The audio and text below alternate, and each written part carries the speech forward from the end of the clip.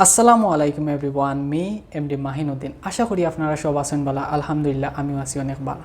So আজকের blog number 4, অবশ্যই আপনার থাম্বনেল এবং টাইটেল দেখে বুঝে লইছেন আজকের ব্লগ কিতা হইতো যার। সো আমার আর সহ্য না, বাকি সব কথা আপনারা লগ হইব বাইকের মাঝে। সো কথা হইল কি গাইজ, আপনারা দেখতে পাররা যে রাস্তার মাঝে পানি, কজ মেঘ দিছে। বাক্কা সময় থেকে বাড়াইতাম কিন্তু বাড়াইতে পারলাম না মেঘর কারণে। আর আজকে রাত্রে দেখলাম গাড়ি ঘোড়া চলের মোটামুটি। সো কোনো ব্যাপার না, চিল করবো একটু পরে।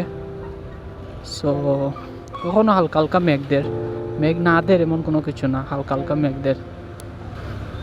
মেঘর মাঝে বাইক চালাইলে আস্তা ফাওয়া বড়াইলাই। বাক্কা দিন ওই যে বারবিকিউ করা হয় না, কারণ শাটডাউন, লকডাউন, করোনা, কতটা মোকাবেলা করতে হয় আমরার জীবনও আমরা কতটা মোকাবেলা করি। সো অবশেষে আজকে খাওয়া হইব। তখন যদি মেঘ যদি দিলায় তাইলে তো বাঁশ পাতায় আরও করব, আর না হয় অন্য কোনো ওয়ে একটা বার করা হইব। সো কোনো ব্যাপার না, বেশি সময় লাগতো না ফ্রেন্ডের বাসা যেতে। আর আমার তো 2 থেকে 3 মিনিট লাগবো, কারণ আমার বাসা থেকে তার বাসা খুব খান্দা। তো অলরেডি আবার মেঘ আরম্ভ হয়ে গেছে।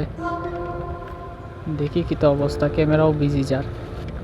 রাইতার কোয়ালিটি কি লাগবো, আন্দাই রই থাকবো, বা তারপরেও আছে নানি। ইয়া আল্লাহ, আবার মেঘ আরম্ভ হয়ে গেছে। এখন মেঘ বাড়াই লিছে, মেঘেরও কোনো ঠিক টাইম নাই।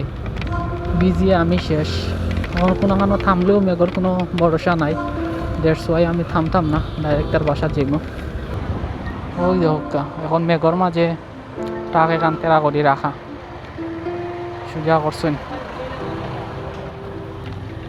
কুত্তায় আমার পিছে লগ লইছে খালি চিল্লার। এর মাঝে কারেন্টও গেছে। হেডলাইটে তো কোনো কিছু দেখতা না আপনারা, আমিও দেখি না, আর আপনারা কই থেকে দেখতা। গ্যাস খাওয়া জ্বালা মেঘর মাঝে ভিজে টিকলা আমি ভিজছি। সো অবশেষে আইলাম আঞ্জুমর বাসাত, কিন্তু খাওয়া জ্বালা মেঘে ভিজা লাগে, ওলা ভিজিয়া তার বাসাত আইছি। সো মেঘর কারণে আগুন ধরাইতে পারলাম না। শেষমেশ কেরাসিন যে আছে সব শেষ হয়ে গেছে। পালসার টাকিয়া পেট্রোল কুলাইছে, পেট্রোল দিয়ে আগুন ধরানি। উফ, খুব পাওয়া পেট্রোল আনিয়ে আগুন ধরানি হয়েছে। আপনার রাজ্যম চৌধুরী আগুন আর ধরাইতে পারেন না।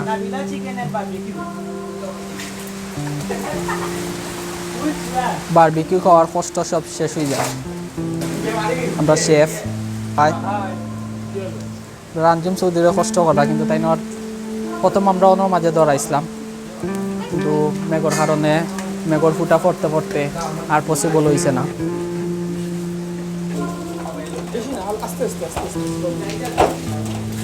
আজকে লাগে একবারে সব মেঘাইয়র অবশেষে আমরা অবশেষে বাস্তবায়ন হতে যাচ্ছে।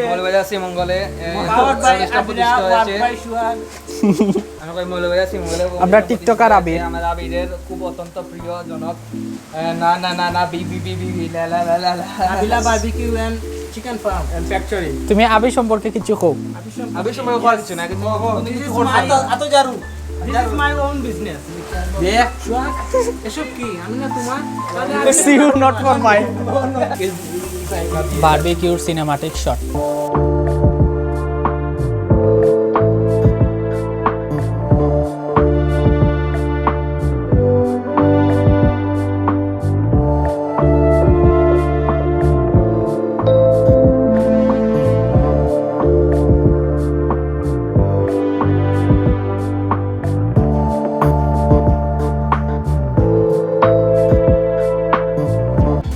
আমরা পাবজি প্রো প্লেয়ার, আমরা টিকটকার, খালি স্লো মোশন ভিডিও আর লিপসিং ভিডিও খুব ভাব। সবে দেখা করবা টিকটক বাথরুমের মধ্যে এরকম ক্যামেরা করে একটি ভিডিও হয়। তুই তো তাও স্টিল এখন অব্দি বই থাকছে। বারবিকিউ আর না পেটও বুকও লাগি গেছে কিতা করতাম বুঝলাম না এর মাঝে এই যে নেটওয়ার্ক যে অবস্থা খানা একটা বড় বড় সব ফুরি যার সব বড় টেনশনের মাঝে আছি কিতা করতাম দেখা যাক কত সময় লাগে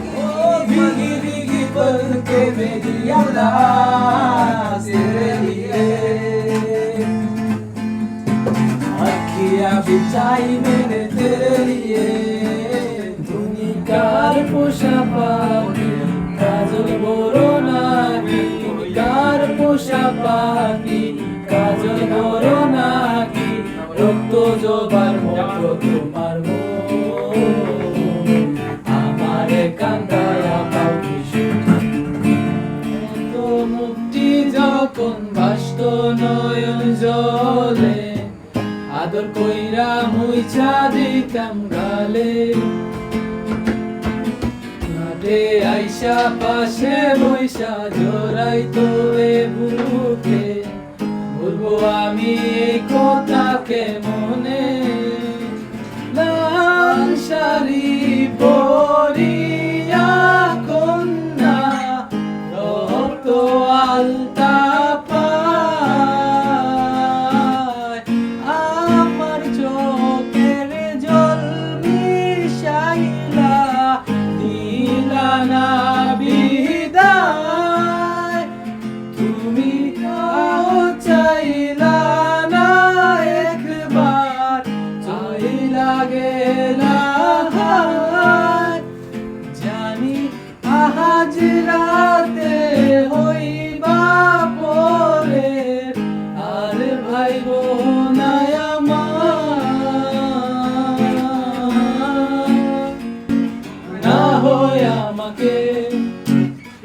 পারবে কি ভুলে যেতে আমার স্মৃতিকে যদি মুছে দাও আমার স্মৃতিকে পারবে কি ভুলে যেতে আমার স্মৃতিকে আমি মেঘ ছুড়ে দেই তোমার ওই আকাশে ভুলে নিও তুমি আমাকে আমি মেঘ ছুড়ে দেই তোমার ওই আকাশে বুঝে নিও তুমি আমাকে